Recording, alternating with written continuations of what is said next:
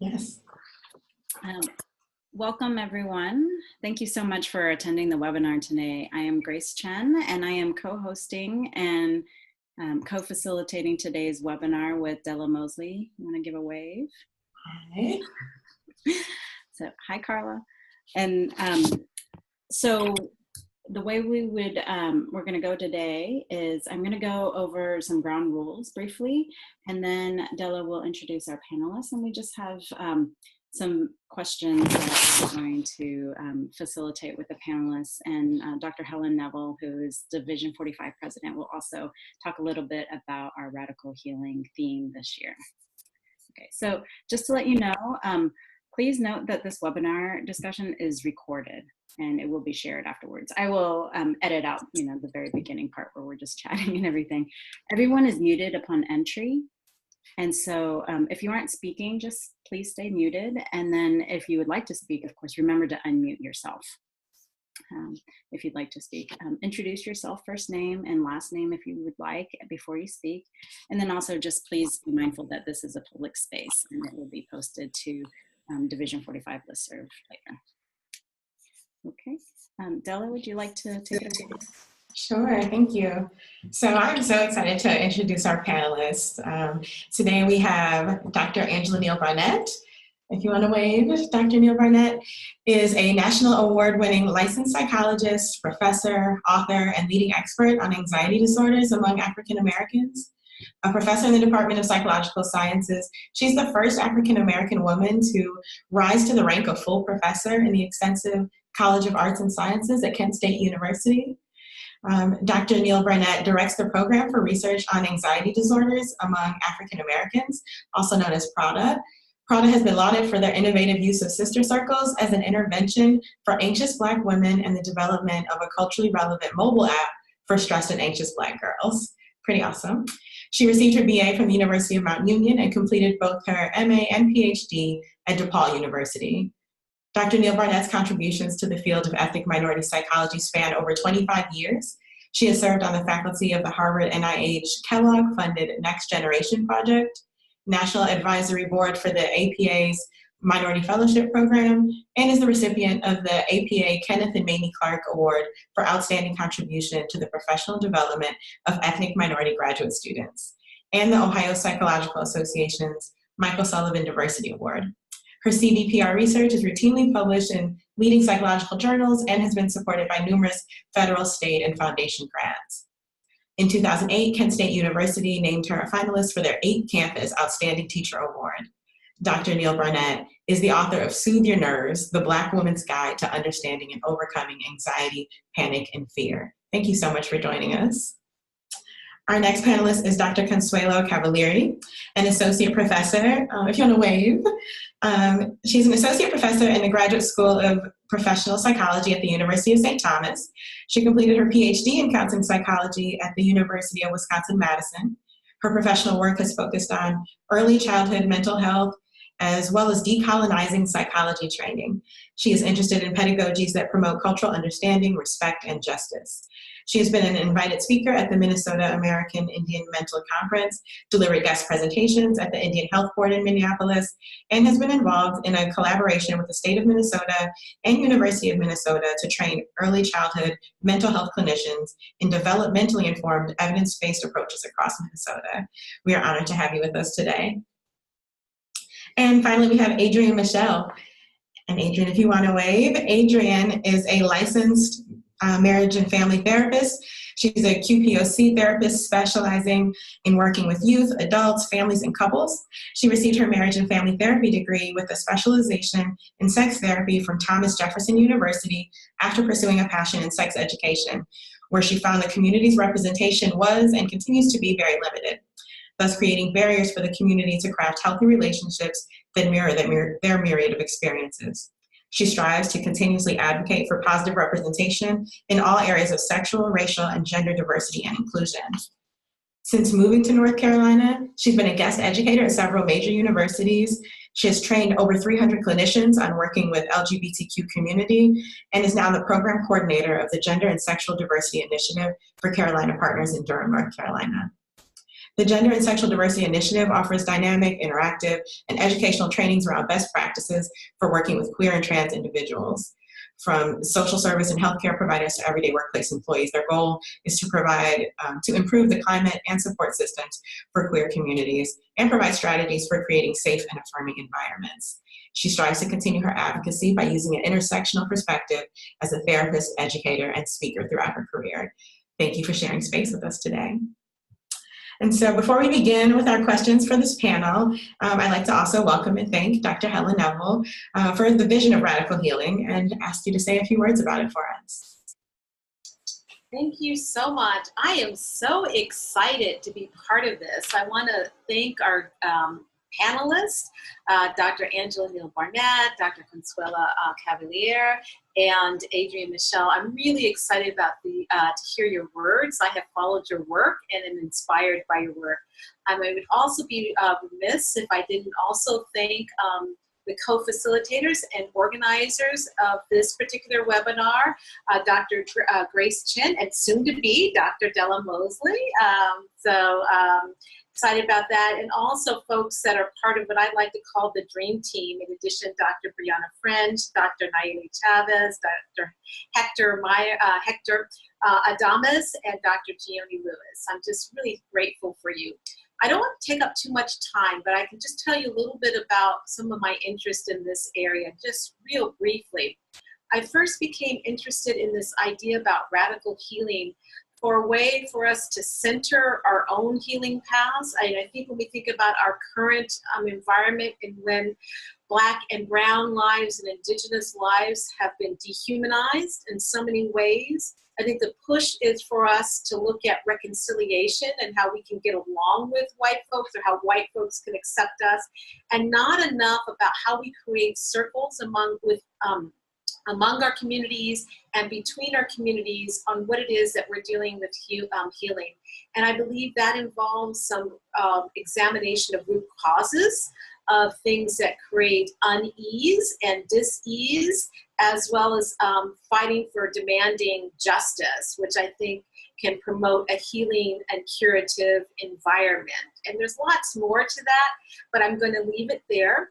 I will be live tweeting, so I might have my phone, but it's not that I'm multitasking. I'm just live tweeting, and I'm going to use hash Radical Healing 2018. And I'm really curious to hear what our panelists have to say, and thank you so much for being with us today. Thank you, Helen.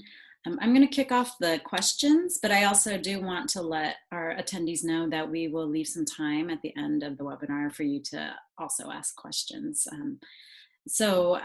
First question is, what has inspired your healing work in the community?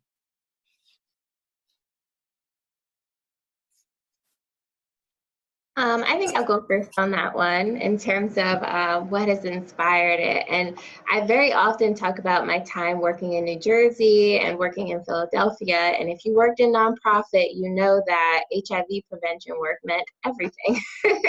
And so in working in that community, I just recognized that, you know, as I identify as a lesbian myself, we worked a lot with trans women, just all types of women of color that were doing, having different types of sex, different types of intimacy, different types of relationships. And that really made me think, you know, we're not serving the community. You know, we're not serving everybody. We're saying we're serving all women, but we're not serving all women. We're saying we're serving youth. We're not serving all youth. And so to make sure that, you know, you take a look at the community that you're serving and ask them, are we serving you? Are we doing a good job? You know, are we meeting your needs? And so realizing the gap in that made me go even harder to go, I'm going to do this my whole career and make sure that this community is not forgotten constantly over and over and over. And I think that specifically working in the LGBTQ community, you can go to any workplace, any avenue, any space, and see that there's a need for diversity and inclusion, not just around gender and sexuality, but around race as well. So that kind of was the drive for me.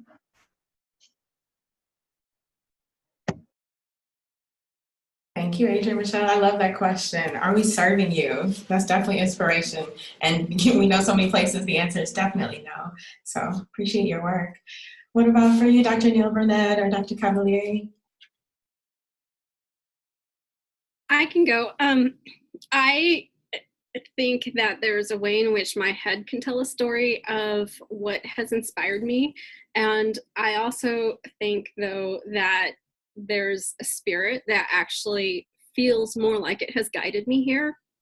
And I think that's a little bit because I never intentionally wanted to come to Minnesota to live for 15 years, I guess. And when I got here, one of the things that I realized is that I am both an outsider. There are things about Minnesota that are like lutefisk. I don't even know what, I've never seen it. And so I feel this outsiderness, but I also feel like, you know, really at home because this is where some of my ancestors came from. And so when I think about what inspired me, I think it's that I had people in my life when I was very young as a child who helped me just to listen to that inner voice or that inner spirit to take you to where you need to be. And I have found this to be a great place for doing a lot of healing.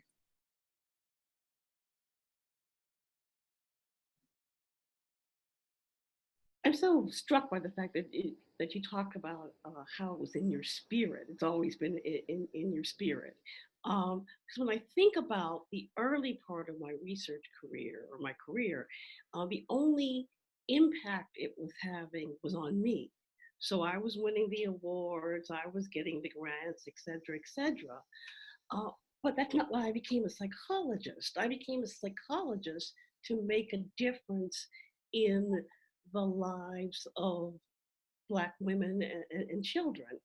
And so it, my spirit was disquieted almost because while it was doing what the university and the profession said I should be doing as someone sitting up at a research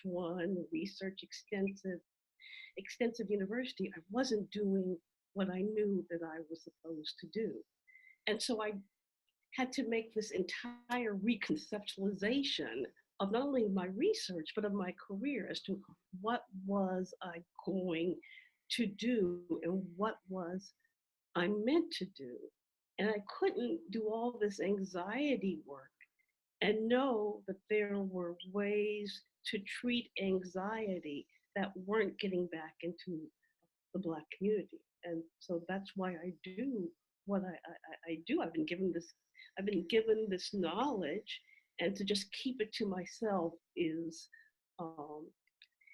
not good for my spirit. Thank you. Yeah, I hear listening to your spirit and using your gifts in the way that you know that you actually were intended to do it, and getting back to that felt really important for you, it sounds like.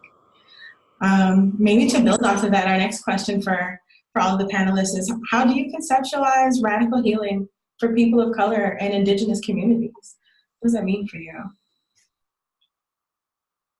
So I have an example, and it's not my example, but when I thought about this, I thought, what is like the deepest example I could think of? And it just reminded me of the story that I came across in the Star Tribune. And it's about a local group of Native youth who were organizing partially through churches around here. And they were taking a trip to the Vatican. And what they're trying to do is they're trying to get the Vatican to rescind some papal bulls from the 13 and 1400s that have been really deeply rooted in our legal system and have been used to remove like lands and they continue to be used fairly recently. And so when I think about radical healing, I think about what is it that I would like to see in our Native communities? And I think it's that, you know, that our youth feel the agency to go and approach places that have been like just very structurally damaging for our people. And so I think that there's this thing about carrying on our traditions from our ancestors and our elders, and also just doing things that are really cool, like, you know, different kinds of musics. And I was playing this this song to my daughter, and it was like a powwow song, but it was an electric powwow song. And so when all of this deep synth, the synth bass came in where a drum would normally come in, she was like, what? And I just think, that's what we do. We have traditional pathways, and I think we also, like, each generation gets to carve out their new pathways and how they express the beauty and the goodness and the joy and the love in them. And so when I think about radical healing for Indigenous communities in particular, and all the different intersectionalities we have with, people of color, white people, different social classes, different, genders, like that's I guess where I think about it.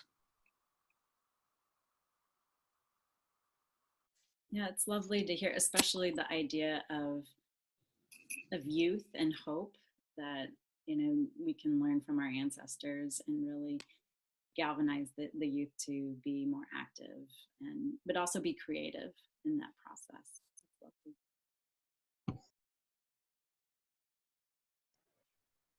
I think too, just in, if I can share, just talking about radical healing, it really comes from thinking outside of the box, right? And so you have to, when you think about a way to radically heal, you have to think about the barriers that are in the way, kind of in the first place, right?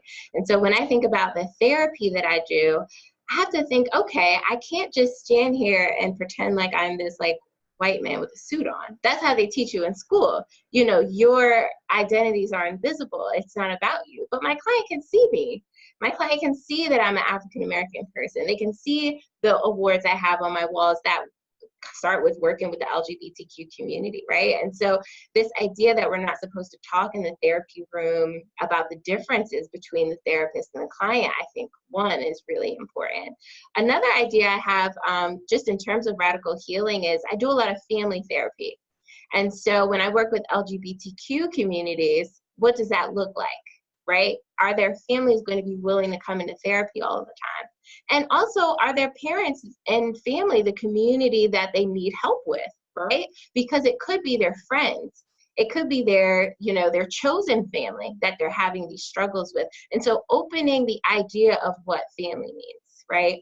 And I'll just share one other example is looking at the systemic change of places. I go a lot of places and do talking and speaking and things like that, but really calling agencies out about the way they are seeking healing with the community, but not willing to do the work in their own agency. And so very often people will say, oh, we need you to come in and talk about LGBTQ stuff, and we're a marketing agency. And I go, do you have an LGBTQ person of color in marketing? That's your problem. It's not necessarily that you need all of this extra education and information. The radical healing starts in many different places, and it starts by eliminating the barriers. And so that's my opinion in terms of the radical healing. I thought about this very long and hard, and I'm a child of the 60s and 70s. So this was inherently what my parents and their friends did.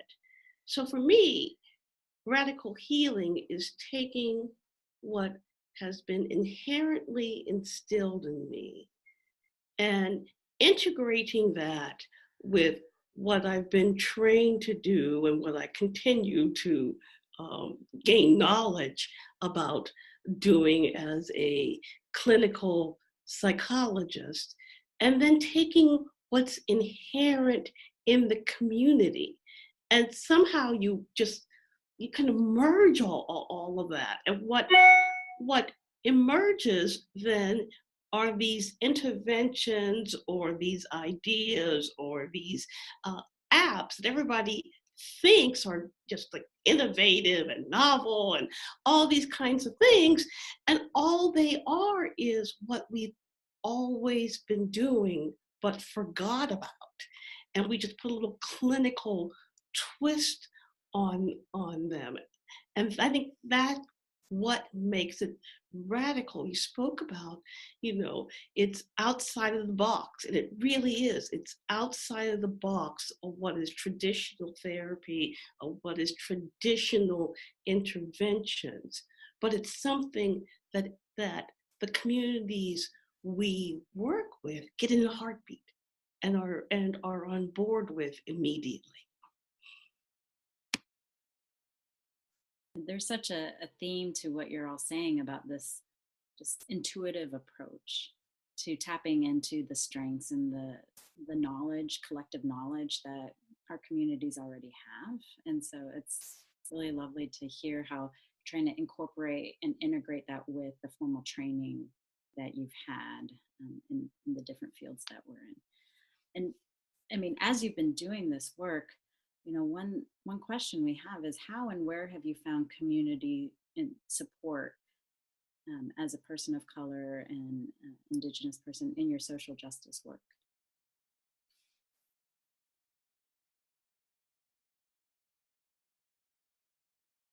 Well, I sit at a university, a very big university, and so the support comes from a couple of places. First of all, although we are scattered, there are a few other faculty of color, and so we get together, and they are incredibly supportive of what I do and encouraging. I think one of the other places I get it is that in Northeast Ohio, there are very few women of color in leadership. And about 10 years ago, somebody had the great idea that because we were so scattered, let's try to meet every quarter and support and affirm and uplift one another. And we certainly do that. And actually we golf together. We show up at presentations that we're giving. So you can look out in the audience and know that there's somebody there who is with you and gets what you're saying. And then I just think, I just don't know how you do this without some sort of faith, whatever that is. Because I think without a spiritual foundation, most of us would have just packed up and left doing this a long time ago. And finally, I have an incredible extended family who I remain close to, and they think I can do anything. So, on days when I don't think it, one of my siblings will call, or my daughter, or one of my nieces or nephews, and just remind me that I can. That's amazing. I love that you talked about even like reaching out to your extended family on days that you can't, because this is hard work. And a lot of the times the clients or people you're helping might even be struggling with stuff we're struggling with, talking about police brutality in sessions, talking about what has happened in North Carolina over the past few years, not just HB2, but all of the racial things that have been happening. It's hard to process those things in session. And I would say having community, having people of color, clinicians of color. Now there's groups on Facebook now, which I'm so thankful for. There's all sorts of things where you can say, hey, can you help me with this? Or, hey, I'm struggling with this. Or, just to try and figure out ways that you can be supported with your community, just staying in touch. And self-care is really important. And self-care with people who look like you, love like you, act like you is important. To be in that community outside of your professional settings, and making the effort to have them in your professional settings, I find is really important. Because without community, you could burn out in this, doing this work really, really quickly. But you have to stay motivated. You have to have people that you can call on to support you. You have to say, hey, can you maybe do this talk this day, and I'll do this talk the other day. Or maybe calling somebody else, another person of color into the community that can say, hey, let's collab and do this, because that's going to be a stressful day to sit and talk about race all day, to sit and talk about identities all day. So to be mindful of those intersections and reach out a lot. And I will credit Facebook for all of these groups that we have now in terms of being online and very easily being able to connect with other clinicians of color, other LGBTQ clinicians of color as well, specifically. So definitely supervision too, all the time. I think that there are tons of places that I have gotten support, but I feel like I need to call out like my partner, because he was willing to step aside and be a stay-at-home parent to a pair of twins, my second year of my tenure track program. So and so I just think that I wouldn't be able to do this without him.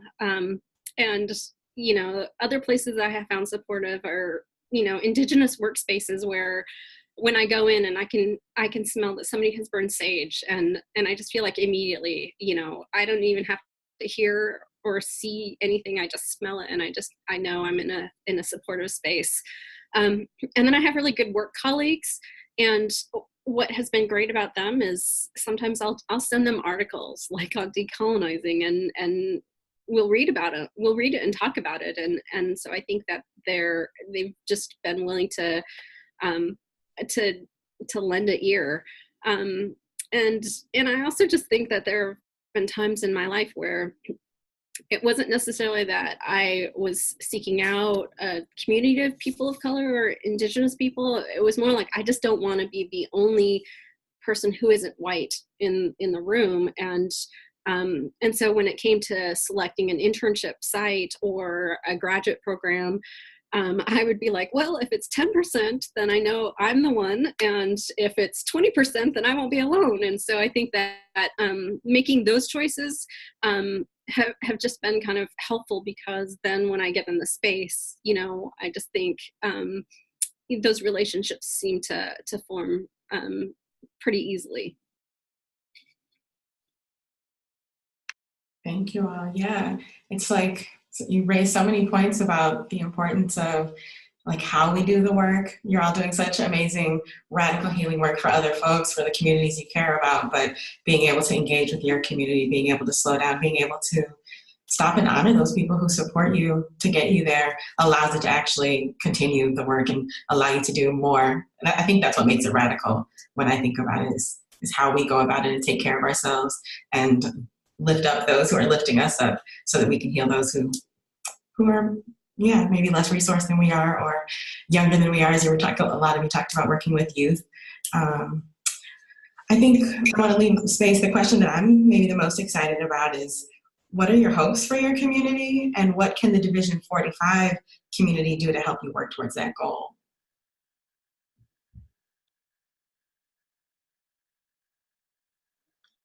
I would say I think one of the goals that I have is just being able to provide this education and support to the community.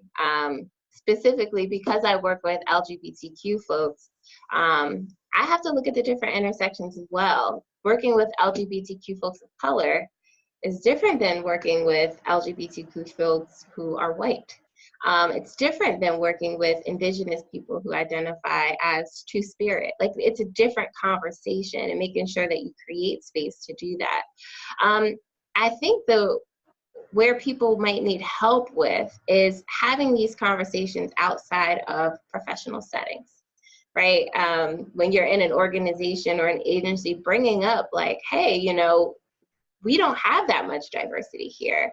And just as you were just sharing before, and like reaching out to partners and, you know, kind of having this assistance, you need that in your workspace. You need that kind of everywhere you are.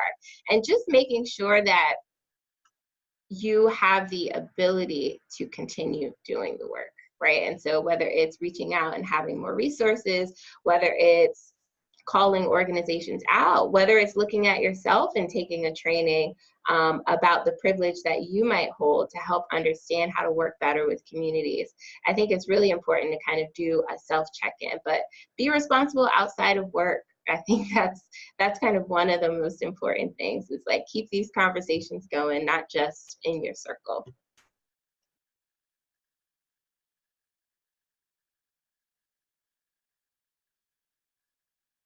Well, I have big goals. I really do want the interventions that we're testing out here in Ohio and across the state to really be used on a national base on a national basis. I think Helen mentioned that we have an app that we've developed for 7th and 8th grade girls in terms of stress and negative thinking. And I want us to be able to disseminate that across the country. And the work that we do with infant mortality, that's reducing these mothers' stress levels, and in part then leading to full term and full birth weight babies. I don't want it to stay here in Ohio. I want it to go again nationwide. And so I believe the term in the field is dissemination and implementation, and that's what I'd like to see happen for the work that all of us do in all parts of the country, that we bring it to fruition at a national level. And I think that's part of why Division 45 is so important. Just getting the word out and saying, hey, she's got this grant, she's looking for multiple sites. Are you willing to be one of her test sites? So those kinds of things, I think, are just so important if we are going to make radical healing just a natural part of American culture. I hear this theme of really trying to embrace and use technology. I mean, that's the beauty of using an app, Dr. Neil Barnett. I mean, this idea that you could really share it with so many people.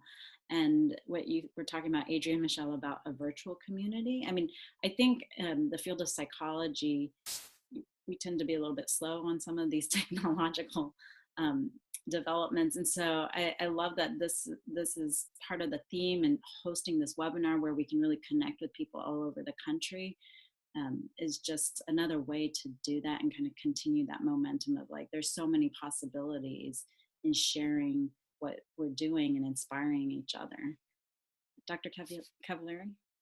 Yeah, so I thought about this, and I thought about how I problematize violence as the biggest hope in every single form. And as I kind of walk back from violence, and I think about where is my role and my potential. And so I'm at a teaching university. I do mostly training of new clinicians, and when I think about healing, when I think about hope, I think about the embodiment of fear in a person's heart rate, in their stomach, in their silence, and so I think about, if there's a wish that I have, it's that we do more practices of embodiment and recognize that sometimes before your mind even can come up with coherent thoughts, people have bodies that are reacting to conversations that feel threatening to them. And then I think that can escalate very quickly for some people. And so, my thought is what I would love is to continue to do more work on how this plays out. And also just to be thinking about, the lack of Indigenous psychologists for all of our communities. And I would love it if we could see one, like if I have a wish list for Division 45, it would be to help ensure that we have one Indigenous psychologist for every tribe and for every urban community. And I think that would get us, that would be a really good start on really trying to help deconstruct violence and really kind of put in those, whatever form of healing the communities need. I think having these new ideas to help integrate them would be helpful.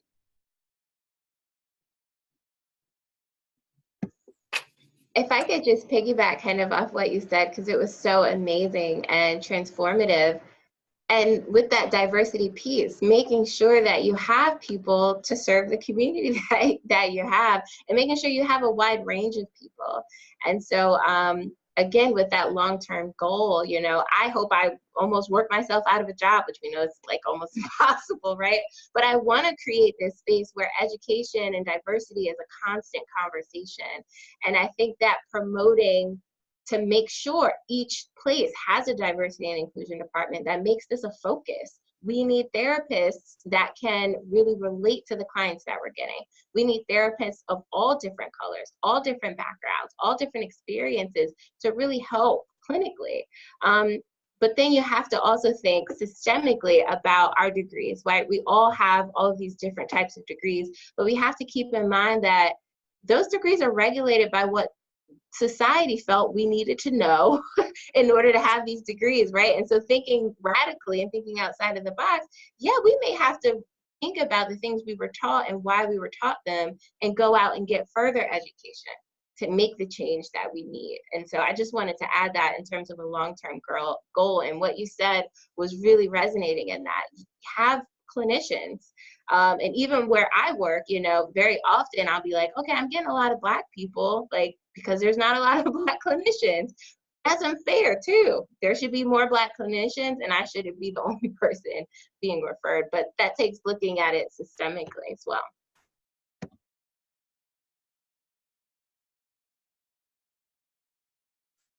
I mean, as you're talking, Adrienne, Michelle, it's invigorating, and at the same time, I think it can feel a little overwhelming too. And I think that speaks to how much work all of us do as people of color, that it's constant, like intentional, making space, sharing different perspectives, but it also gets a little tiring being the only one.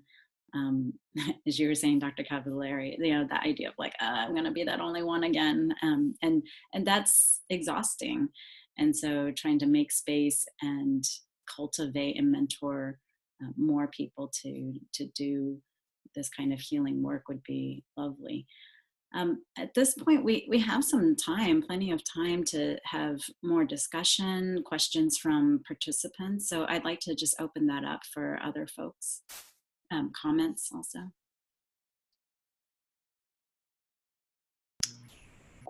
Hey, this is Brianna. I'm the one with the picture. Sorry you can't see me live, but something that I appreciate, many things I appreciate about this conversation are thinking about systems and institutions and how those play such an important role in thinking about radical healing. And so, Consuelo, I'm going to put you on the spot a little bit, Dr. Cavallari. Something I've gotten from you since working together it's helping me think of ways that we're participating in a colonized system and a white supremacist system without necessarily knowing it. And so what I'm thinking about are admissions, for example, and wondering if you or any of the panelists want to talk a little bit about how we can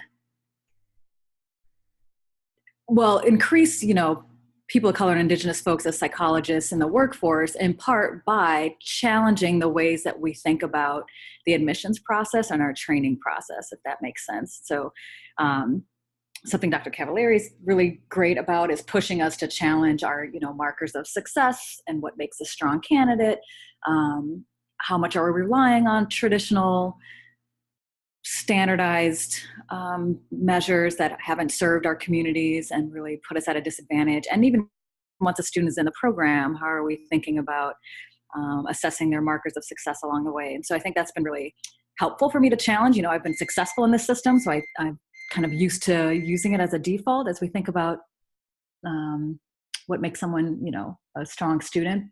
And at the same time, who might that be disservicing? So if we think about what do we really need in our communities, to what extent are we assessing for that, as opposed to things that are perhaps less important, but which get a lot of attention? I don't know if that makes any sense. Okay, great. Yeah. So Brianna, you and I have had a lot of conversations about this, and so it really resonates with me that you're bringing this up. And I just think about it just in terms of who who like academic centers of power, and who are we serving? And I think that, I think that the criteria that we have are important but incomplete. And to me, what I always try to do is I think about like whose community gets served by these criteria. And so I think that there are a lot of criteria that need to be in there that I think about how to help be the voice or really just kind of, not that I can be a voice of any other community, but just I think there's a community out there that sometimes there may be something that a candidate has that may not fit with some of our, traditional markers in the way we would like them to, but they have some other sparks and other gifts that they can bring. And so those are some things that I think about just in terms of who in this role I'm serving. So I'm going to talk about this from the perspective of a faculty member, again, in a clinical clinical science program, so clinical psychological science program, and what it is that we say we want in a clinical science program are people who not only be clinicians, but again, can do the science, can do the research. So what we've discovered is that we have to start with our students of color as undergraduates and giving them those opportunities to have some type of research experience. Because at least in clinical science, if you don't have research experience, you're not going to get into a PhD program. That's just the way the field, that's just the direction of the field at this point. So, and yet they come to us, again, with little understanding of what research is. So we have to be willing to say, okay, we have these students, they haven't had the opportunities that some of the other students have, but we can give them those opportunities. So in Prada, what we see are students who come to us as sophomores and they're just doing data entry. And by the time they're seniors, they're presenting and probably are a co-author on a publication, which then opens the doors for them to be taken seriously when their application comes through a clinical psychology program. I think the other things that we have to think about, it's opportunity. When I look at who gets in, it's because they've had the opportunities. And that's a little bit harder because there are so few of us sitting up in departments to offer those opportunities. So anytime that we can offer an opportunity for them to do a poster, for them to do to go to a conference, for them to assist us in something, it opens the door for them. When we talk about graduate students, and currently I have five graduate students of color in Prada, and I think they're like, I've lost count. I think there might be like 12 to 15 undergraduates in the lab. But we get students, when they come, they want to do research on the group that they belong to. And if we don't have people doing that, that makes it harder for them to become what they want to become. People tell them, okay, well, just get the training, and then when you get out, you can work with people of color. Doesn't work. I don't know if any of you went that route, but it doesn't work that way.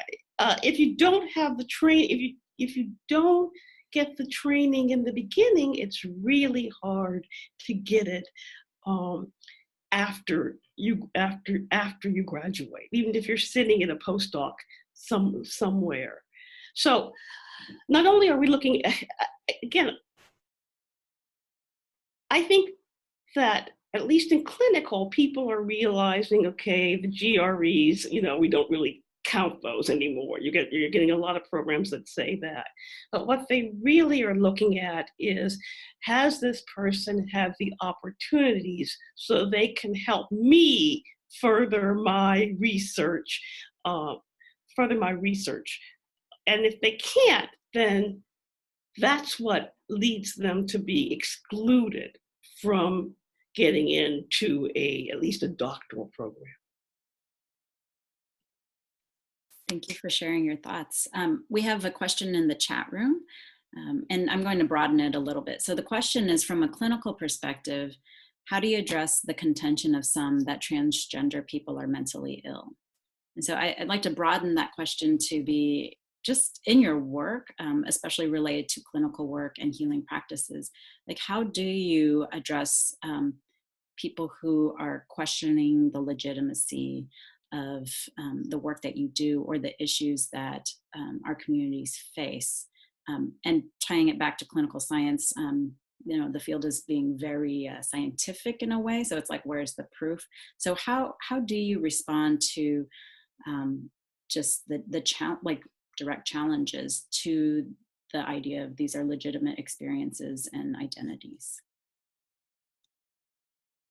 I can jump in there just because it was like trans-specific, and that's kind of the community I work with. So I'll answer that question, but I just wanted to talk a little bit more about the possibility and the access for people when we talk about admissions. So just making sure that it's accessible for everybody. I mean, everybody has different access to different resources, but just making sure that it's accessible in assessment, in cultural competency.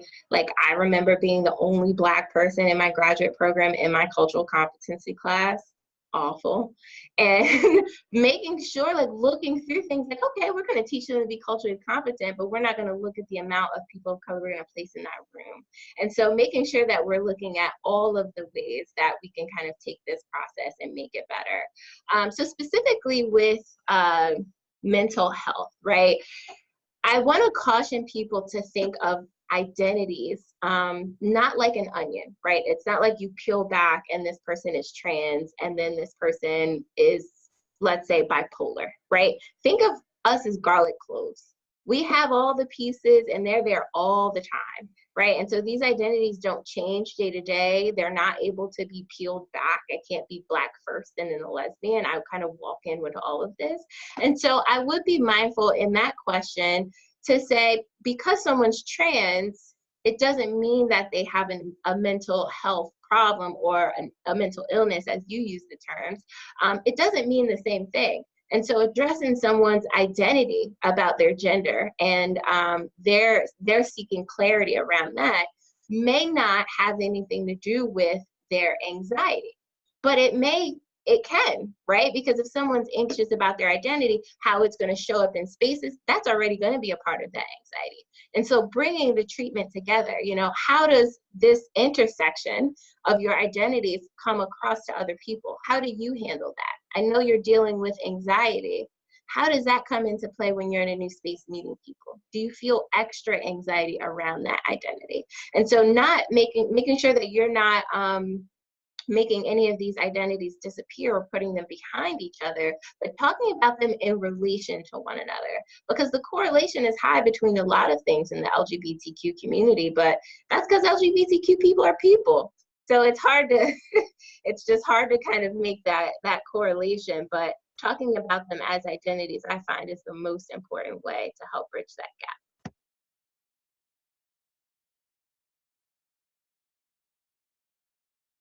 I think this is a great question, and I really like it as a way of wondering about where the question comes from, and is there a potential for perspective taking? Because when I teach or introduce transgender stories into classes that I teach, often I'll start with an Indigenous perspective.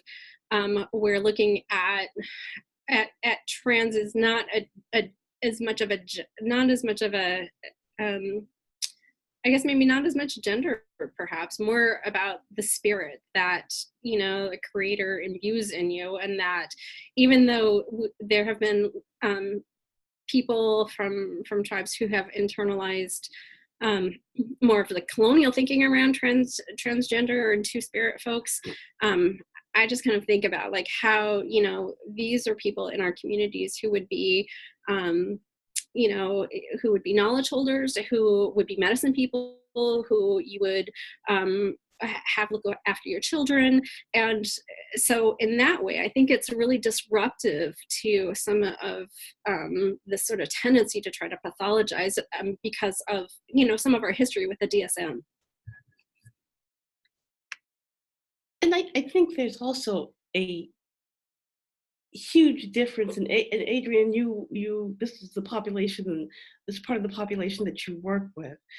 But there's a huge difference about what you see in therapy and what you hear out in the community. And particularly I work in Black communities, so there's a lot of misunderstanding and a lot of just very unmovable beliefs about transgendered individuals. And those immovable beliefs oftentimes have to do with their mental health, mental illness. And so part of the issue for me becomes how do I counteract these false beliefs that everybody in the community that I'm working in believe to be true and are disrespectful. They use terminology that I'm forever, you know, very nicely, forever correcting. You know, they use the term that's used in the Black community, and so I have to say, and so do you mean someone who's transgendered?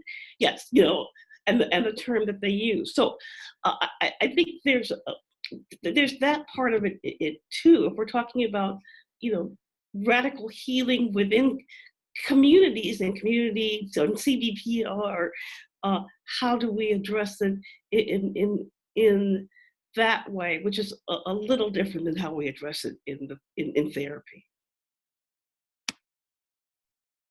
And I would say that I get that all the time because I work within the community and I'm a Black woman. So I'm like, I get it. I get both sides of, you know, not understanding this identity. Why are we giving this identity so much attention?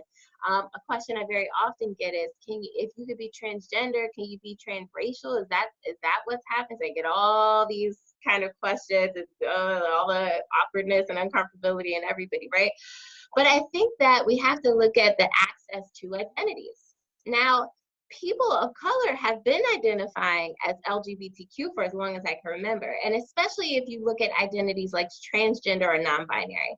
Now, when I look into the lesbian African American community, we already have terms for all that. We have stud, we have femme, we have a STEM, we have, you know, we have so many different terminologies that expresses masculinity and femininity, right?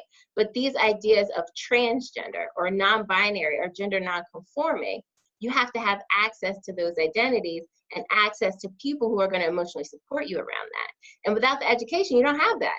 Without having an in-depth conversation and being able to go into schools, and I find that from being from Philadelphia, things were very different. I could go into high schools, teach them how to put a condom on a dildo, also talk about pleasure, also talk about being emotionally supportive in relationships, healthy relationships. We could do all of that. I'm in North Carolina now. I don't even think you could take a condom into school right about now at all. And so the conversation is very, very different. But the access to identities is harder because you may not have the people who can support you around you. You may not have the language to start talking about these identities. And so I think that the one thing that has to happen is the education into the communities about gender, about sexuality. But I think people of color have been marginalized so much that it's an identity that we don't think about very often. And so I think it just becomes a really complicated conversation about bias, about your personal ideas, personal bias, how you've moved through this world as an African American person, or as an Indigenous person, or as an Asian American person. How have you walked through this life? And then how do these identities affect you still? I know we're getting short on time, but there is one more question in the chat room from one of the participants I wanted to throw out there. So if you had like just one nugget of a suggestion in response, this question is, how would you suggest one trying to approach creating spaces for community healing? This person's currently trying to do so as it pertains to sexual violence in the Black community in her hometown, their hometown. I've talked to different organizations, but there seems to be a significant gap, and I feel like I might have to start from scratch. So just any words of encouragement or suggestions?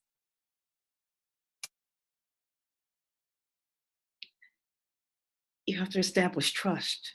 You have to establish yourself as someone that these organizations, that the community can trust. So it's going to take longer than you like, but it will happen. I'm also wondering, since Bree does research in this area directly, if Bree might have a nugget to offer as well. Thanks, Helen. I was thinking about this as I saw it come up on the chat screen, and I'm not sure. I guess I'm stumbling, thinking about maybe just validating that we have our own sense of silence around sexual violence in Black communities. And so I guess I'm just acknowledging that and honoring or owning that. And so I appreciate Dr. Neal Barnett's advice to establish trust and stick with it. I've just noticed that in my work in Black communities, there hasn't been as much support for, particularly, anybody, for survivors of sexual assault. And we can see that personally, and we can see that nationally when women and girls come forward, they aren't believed. So I'm not surprised that you're feeling frustrated or that you're noticing resistance. And I think there's a lot of history that can support why that's the case. And then on the flip side, having worked in sexual violence agencies or volunteered in sexual violence agencies that are predominantly white, and those spaces not feeling particularly supportive for women of color, and acknowledging intersectionality. So I think the work is really important. And if there's a way to recognize and hold up Black girls and women's truths, and believe them when they say what happens to them, and talk honestly about ways that I think oftentimes women of color are disbelieved. There oftentimes seems to feel like I need to put my race before my gender, and thus I can't talk about things that other people within my racial community have done to me, because then that's airing dirty laundry, so on and so forth. So I think that also lends itself as a barrier, and those are things that I don't know that we talk about honestly and openly in our communities. And so that's, but I don't, sorry. So I don't know if that's an answer or a solution. I guess I'm just acknowledging and validating and affirming your frustration, and that there's work that needs to be done.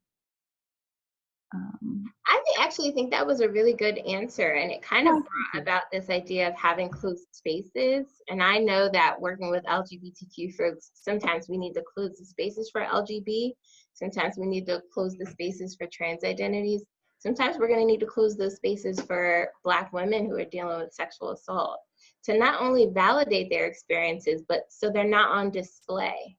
And I hope that makes sense, because there's a way to build community when you kind of create these safe spaces and validate them, so that they know I'm not the only person experiencing it, but I'm also not the only person experiencing it this way with these hardships. And so just promoting that closed space, I think, is really important. As someone else said, building the trust within the community. But I hate to say, you probably will have to start from scratch.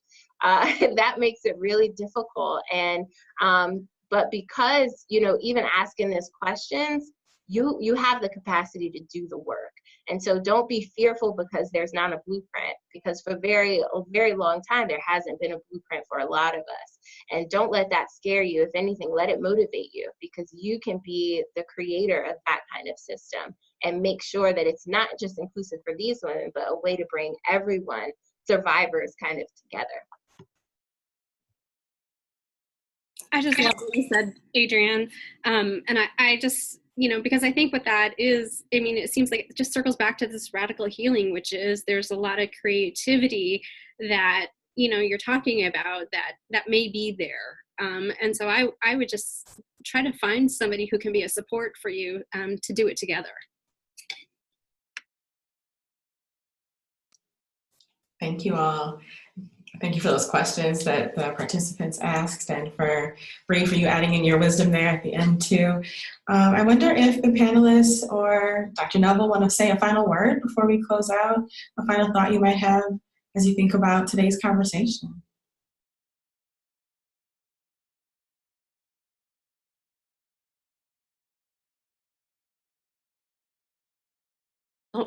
My final thought is believe in what you do. Don't be afraid to fail. And in everything that I've done, just when it looks like that I should just fold up and go home, that's when the floodgates open. So if it is your passion to do this, you were meant to do it. And so please don't give up. There's such a great need.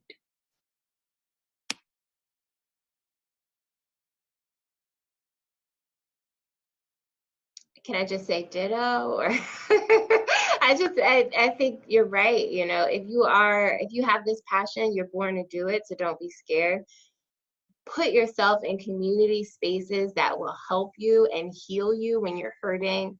That is probably just the most important, but keep doing it because the work needs to be done. And when you think about the generations that are coming after us, I mean, it's making it easier for them. It's opening the doors. And I think that that's what a lot of us have been doing, and there have been doors open before us. So let's just keep opening the doors.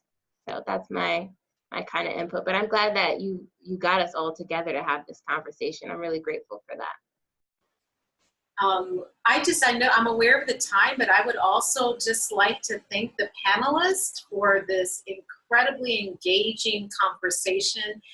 It seems like it was too short of a time. We could continue on, and I'm hoping in the future that we can create these spaces. But some of the things that strike me as important is earlier on thinking about what are some of the barriers to our healing and how we can challenge and address the structural barriers, the interpersonal barriers, and the importance of that. But some of the things that folks identified at the end were also incredibly touching, and I really resonate with the idea that radical healing takes a lot of creativity, and we need to find ways to get support in initiating that creativity. I love this idea about believing in yourself, because we know efficacy and self-efficacy is incredibly important, and that we can't give up, because the work that we do requires resilience and persistence.